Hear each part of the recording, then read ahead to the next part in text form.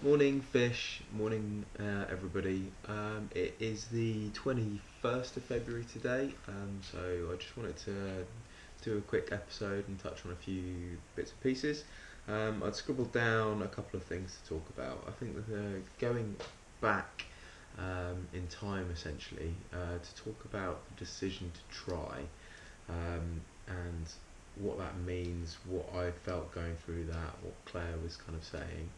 Um, so Claire has always wanted kids and has been very forthcoming in saying that she wants to start trying, wants to have kids sooner rather than later.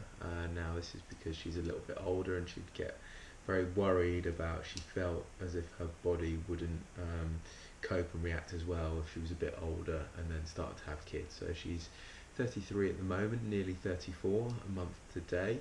Um, so she was always really keen to have kids sooner rather than later. I have always wanted kids. I've always known that I've wanted kids, um, but I struggled a little bit more with understanding when would be the best time as to career life. What's the best situation and scenario is when to have them. I knew that I wanted them soon in the next kind of year or so, but I just didn't know what when I wanted to kind of have them. I think after a bit of time spent thinking about it, talking to Claire about how we'll raise kids, what we were going to do, seeing our friends who have young children and spending time with them, seeing how Claire was with small kids and young children as well. I think it just kind of came to me that I know that I want kids, but there is no perfect time. It just doesn't exist. It's like with any big major life decision, there is no perfect time. Those answers aren't there. You just need to take it upon you and commit and take that step. And once it's done, everything is just a lot better than kind of what you expect it to be. Yes, I understand. It's very early days for us, and yet to have the baby, the fish. But actually doing it and committing it, it's never as scary actually doing it as what you think it will be. So I think that was really important for me. Once I'd figured that out, then it was a lot easier to kind of start trying with Claire, and we really enjoyed it, and it was a fantastic experience, and it happened very quickly for us, which is great, which means that I'm really comfortable and happy where we are because I'd kind of figured things out in my head. Claire's really, really happy because it's happening sooner, which means she gets to be a mum sooner rather than later, and puts her mind at ease with regards to her body and being able to actually have a healthy baby. So I think for me, whether it be deciding do you want to have a kid or if it's just a really important life decision, um, put some good thinking time into it, really decide what it is that you want, and if it is that that's what you want, then there's no time like the present. It won't get easy with time. There'll never be that perfect time to change job, to have a kid, to make a big life decision.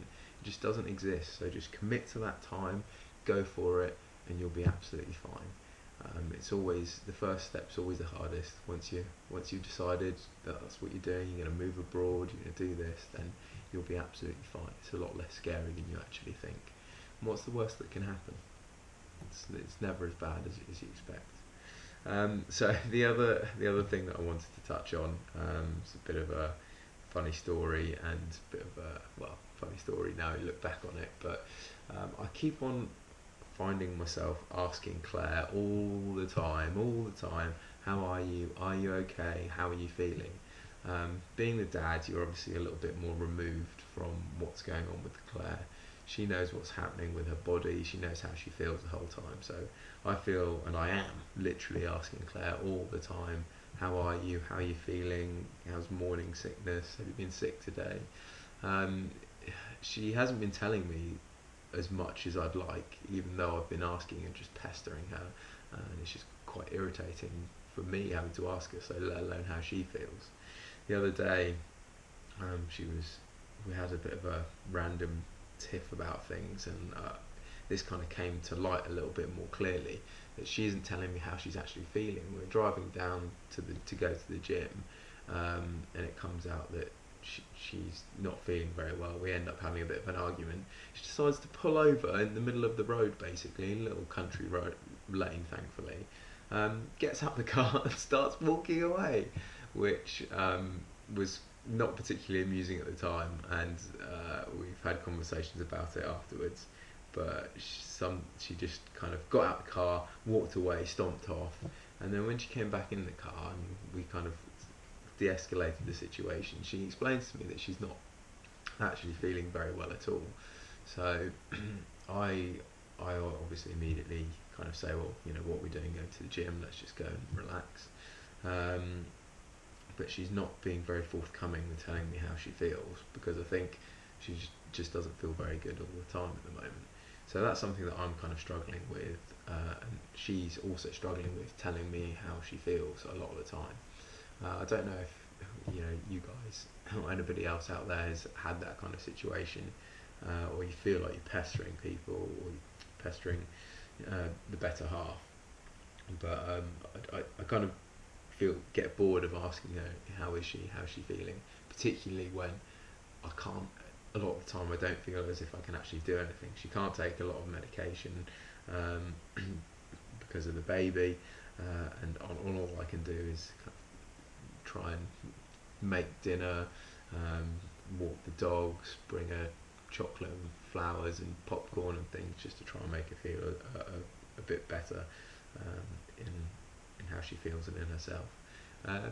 When I'll keep going, I'll keep trying with it, and I'm sure there'll be a few more tiffs and a few more arguments throughout the next months, but I'll let you know when they happen. Anyway, fish and guys, I'll sign off there, and I'll speak to you all again soon. Have a fantastic day. See you later. Bye.